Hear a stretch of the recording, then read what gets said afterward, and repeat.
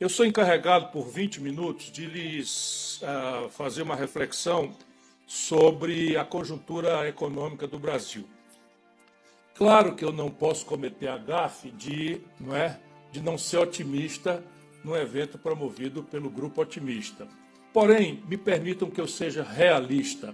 O grupo continuará sendo otimista e, como brasileiro, eu tive até coragem de me aventurar 4 vezes querendo presidir o Brasil.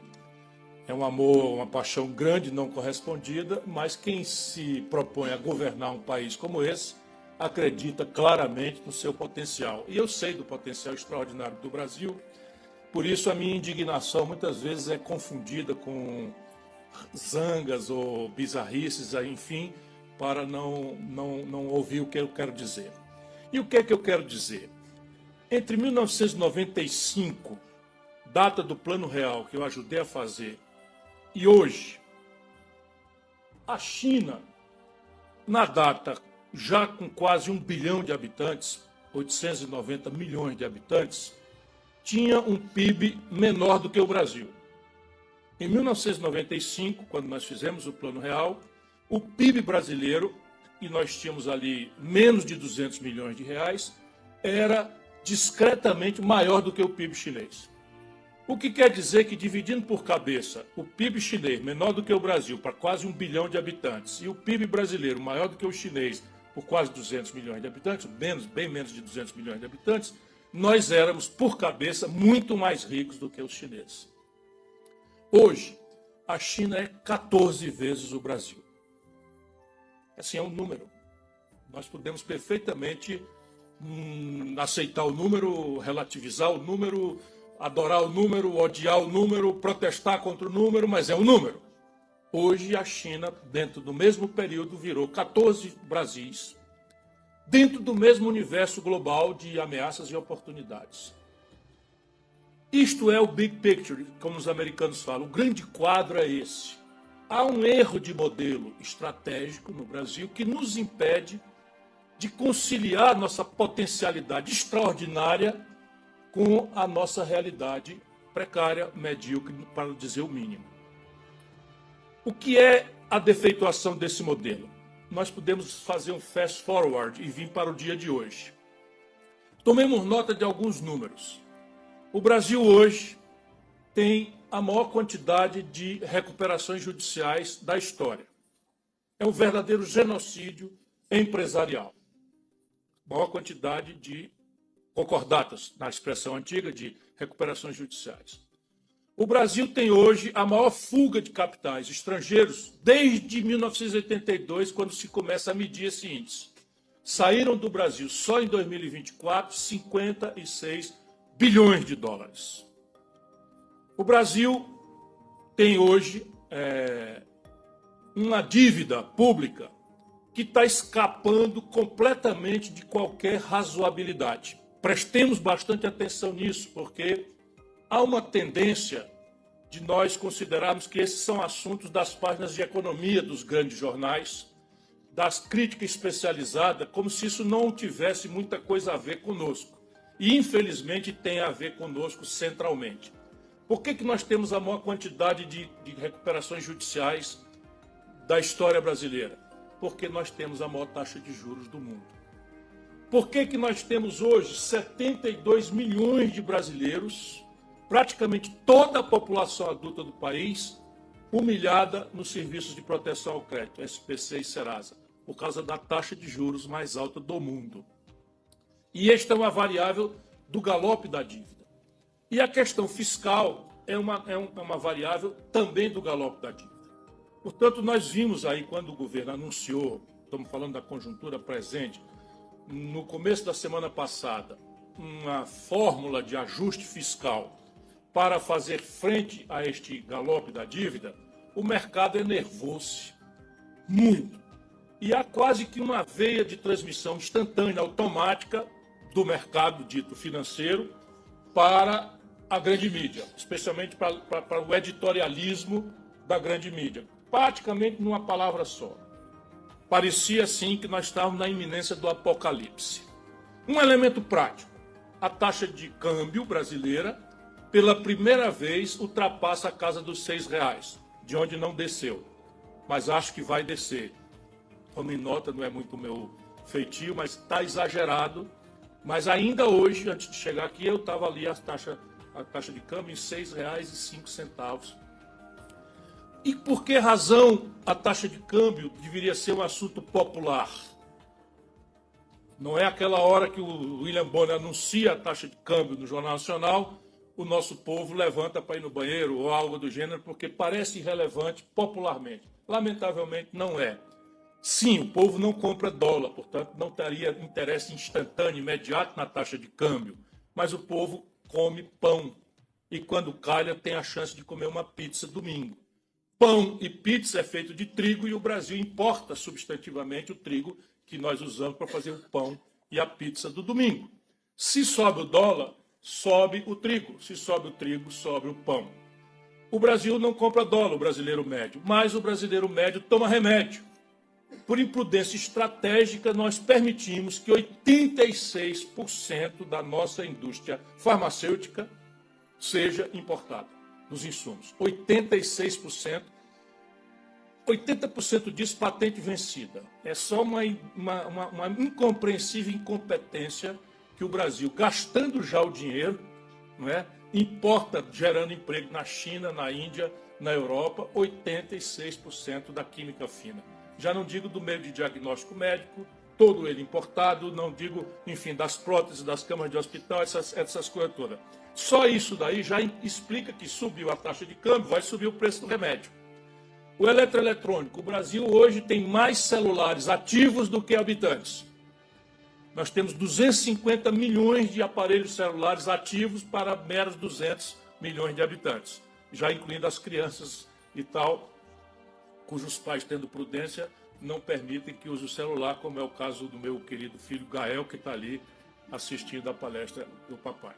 Então, repare, toda a eletroeletrônica, toda a ótica, tudo isso são importados. Ou seja, subiu a taxa de câmbio, é fatal que nós tenhamos reflexo disso na inflação. Sendo que é uma inflação de custo, porque o pão fica mais caro, não é porque mais gente quer comprar pão e pode comprar pão gerando hiato de produto ou excesso de demanda, cuja ferramenta é aumentar o juro. Mas é assim que o modelo manda fazer, aumentar o juro. Resultado prático, nós hoje temos que a conta de juros, este ano, se aproxima de R$ 1 trilhão com T de tapioca. R$ 1 trilhão com T de tapioca será só a conta de juros.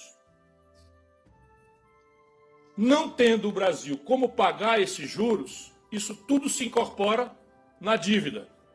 Resultado, a dívida brasileira está se aproximando perigosamente de 10 trilhões de reais. Já está em 9 e fração. Trilhões de reais.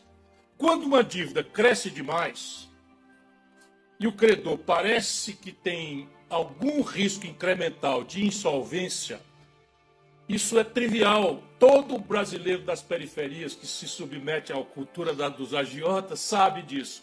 O que acontece com o perfil de uma dívida quando a dívida cresce demais e parece que o credor não dará conta de pagar os fluxos dessa dívida? Ela encurta os prazos e encarece o custo. E é exatamente isso que está acontecendo com a dívida brasileira nesse momento. Por quê? Tanto a literatura internacional quanto as melhores práticas do mundo referem a sanidade de um país com a dívida como proporção do PIB. Ora, o PIB é o conjunto de riquezas que uma nação produz. Ninguém paga dívida com PIB. Você paga dívida com o fluxo do Tesouro Nacional, com dinheiro que entra de tributos. Por que a humanidade e a literatura tratam PIB, ou dívida versus PIB? Porque, por definição, isso nós precisamos incorporar de novo na nossa rotina, por definição, no mundo, menos aqui, a dívida pública tem uma característica absolutamente única, longo prazo. É nela que se hospeda a poupança da sociedade de longo prazo. Portanto, você compara a dívida com o PIB para ver se o país tem sanidade fiscal ou não. Por quê? Porque se o PIB vai bem, Lá daqui 10 anos, 15 anos, 8 anos, 20 anos, 30 anos, 40 anos, quando uma fração da dívida for vencendo, a economia, indo bem, vai gerar os excedentes necessários para honrar aquilo. Por isso se compara com o PIB. No Brasil já não vale mais isso. Quase metade dos 9,3 trilhões de reais da dívida brasileira estão vencendo por dia. Isto vocês não vão ler nos jornais, a não ser no Otimista, né, que vai publicar aqui a minha declaração. Então, 9,3 trilhões de reais vence a metade praticamente. São 4 trilhões de reais que vencem hoje. Não existe fluxo fiscal possível, fisicamente possível ou imaginável que faça honrar esse fluxo. Então, o resultado é uma espécie de hot money que gira diariamente no mercado overnight com a mão quente. E aí, ciclicamente, o risco incremental para os mais nervosos vira pulo para o câmbio. Então, nós temos um problema estratégico, qual seja um desequilíbrio histórico nas nossas contas em dólar no estrangeiro. O que é o déficit de transações correntes? É a soma ou diferença entre tudo que o país manda de dólar para fora e tudo que o país consegue trazer de dólar de fora para cá. Nós somos muito pedagogicamente informados do saldo da balança comercial, que é o Brasil vende uma porção de soja, de milho, de boi, de frango, de minério de ferro, de petróleo, e isso dá um superávit na balança comercial, porque o Brasil importa essas coisas outras e importa menos do que exporta. Então tem um saldo positivo e nós ficamos aí, otimista, nós temos esse lado bom. Porém, há outras contas onde o Brasil é grave e estrutural e crescentemente deficitário. Por exemplo, na conta de serviços. O Brasil, por exemplo, manda para o estrangeiro algo ao redor de 10 bilhões de dólares só de aluguel de inteligência tecnológica dos outros. Chama-se royalties. O Brasil manda mais de 13 bilhões de dólares para fora só de afretamento. Contrato de frete, porque todo o minério de ferro, todo o petróleo que nós exportamos, é tudo carregado por armadores estrangeiros e os fretes são cobrados em dólar. Enfim, a referência é em Singapura e os contratos são todos ajuizados no estrangeiro e tal. E lá se vai. Seguro. O Brasil destruiu sua estrutura de resseguro nacional. Hoje, toda a estrutura de seguros brasileira é ressegurada por companhias estrangeiras. Lucros e dividendos. Então, as empresas multinacionais aqui sediadas, aproveitando que o Brasil não tem legislação minimamente severa nessa questão, tem uma conta monstruosa de remessa de lucros e dividendos lá para fora. O fato é que, somando tudo que entra e tudo que sai, a balança comercial entra com dado positivo, o resto é tudo negativo. E no saldo, o negativo supera o positivo em 2% do PIB hoje. 2% do PIB de 10 trilhões são 2 trilhões de reais. Dividido por R$6, nós temos aí uma conta explosiva. Isto é a causa porque a nossa moeda é pressionada estruturalmente para se desvalorizar. E o modelo recomenda o tal câmbio flutuante, e embora você tenha uma distorção tremenda que só o Brasil a toleraria, que é um negócio chamado swap cambial. Swap cambial é sempre uma palavra assim meio exótica para a gente não entender o que é. Na verdade, é uma espécie de seguro que garante ao especulador brasileiro no câmbio que ele não tem prejuízo. Se ele acertar, o lucro é dele. Se ele errar, o prejuízo é pago pelo Estado. E essa operação envolve bilhões de reais, dezenas, centenas de bilhões de reais, dólar, convertido em dólar. E isso é uma operação conduzida por uma única pessoa no Banco Central. Uma única pessoa que não dá satisfação por que fez, por que não fez, por que cobrou taxa tal, por que descontou taxa tal e tal. Então isso aqui é o lado estratégico complicado da vida brasileira. Entretanto, reparem bem, como esse país não é para amadores. O Brasil, nesse momento, tem a menor taxa de desemprego da história, de desemprego aberto da história. O Brasil reduziu a pobreza, que é quem ganha abaixo de R$22 por dia na família. R$22 é o corte da pobreza. Então, quem ganha menos de 22, no Brasil eram 60 milhões de pessoas, hoje são 52 milhões de pessoas. Caíram 8 milhões de pessoas, saíram da linha da pobreza. E a economia está se aproximando de crescer 3,5%, que vem a ser a maior taxa de crescimento dos últimos 10 anos. Então, repare, tem uma aparente incongruência aqui, não é? Que os amadores não compreendem. Mas aqui é suficiente para o governo fazer uma propaganda muito barulhenta, e aqueles outros números são suficientes para uma oposição minimamente desqualificada, ou maximamente desqualificada, fazer um grande barulho aqui. E nós que gostaríamos de entender o que está acontecendo de verdade, ficamos aí constrangidos, sem saber bem onde nos situar. Eu quero propor uma alternativa. É que o Brasil é um país profundamente fraturado. O que é que explica esse crescimento econômico?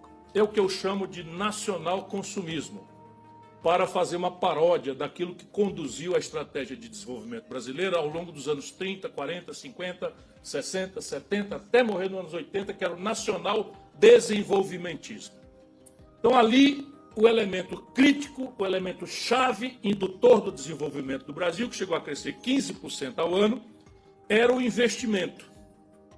O investimento em petróleo, Brás, o investimento em aço, siderurgia, CSN, Usiminas, etc. O investimento em mineração, petróleo, Brás, eu já falei, mineração, Vale do Rio Doce. Então, a infraestrutura do país também, 50 mil quilômetros de estrada asfaltada, o sistema Eletrobras, enfim, isso era o nacional desenvolvimentismo. Eu copio criticamente porque agora o que está em voga no Brasil me parece ser o nacional consumismo.